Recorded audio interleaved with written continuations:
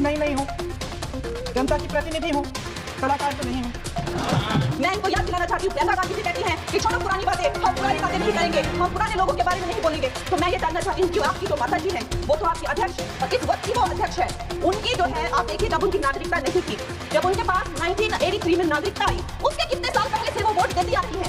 तो ये जो इनका जो परिवार है, एंटाइटलमेंट से जो ट्रस्ट इनका परिवार है, ये प्रियंका गांधी जी को भी याद रखना चाहिए। चाहे आपका भूतकाल हो, चाहे आपका वर्तमान हो, आप सब लोग, चाहे ईवीएम हो या चाहे कागज पे लिखा हो, जब आप लोगों के चरित्र में जो है किसी तरह की मर्यादा नहीं है।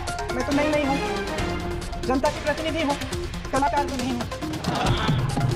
इसीलिए मैं भी सदन के सामने कुछ तथ्य रखना चाहती हूँ, लेकिन सिर्फ तथ्य के रूप में रखना चाहती हूँ।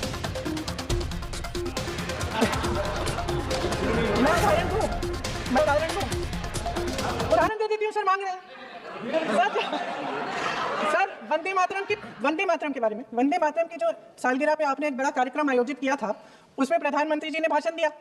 उसमें उन्होंने कहा कि 1896 में पहली बार गुरुदेव रविंद्रनाथ टैगोर ने ये गीत एक अधिवेशन में गाया।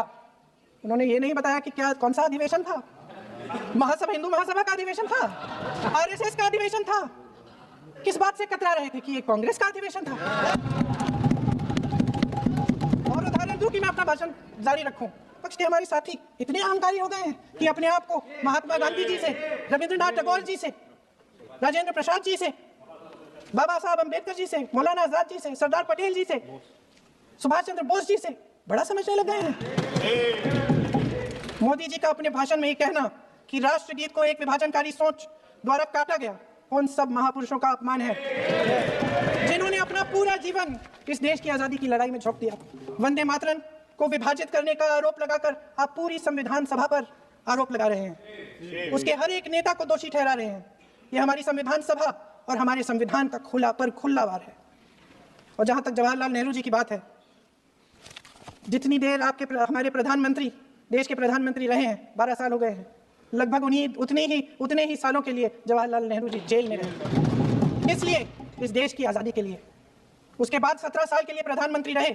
आप बड़ी आलोचना करते हैं इनकी, लेकिन अगर इन्होंने इसरो नहीं बनाया होता तो आज आपका मंगलयान नहीं होता। अगर DRDO नहीं बनाया होता तो तेजस नहीं बनता। अगर IIT और IIM नहीं बनाए होते तो हम आज IT में आगे नहीं होते। अगर एम्स नहीं बनाया होता तो हम कोरोना की जब बड़ी चुनौती का सामना कैसे करते। हाँ, इसका मतलब है इस मुद्दे का जवाब नहीं है आपके पास।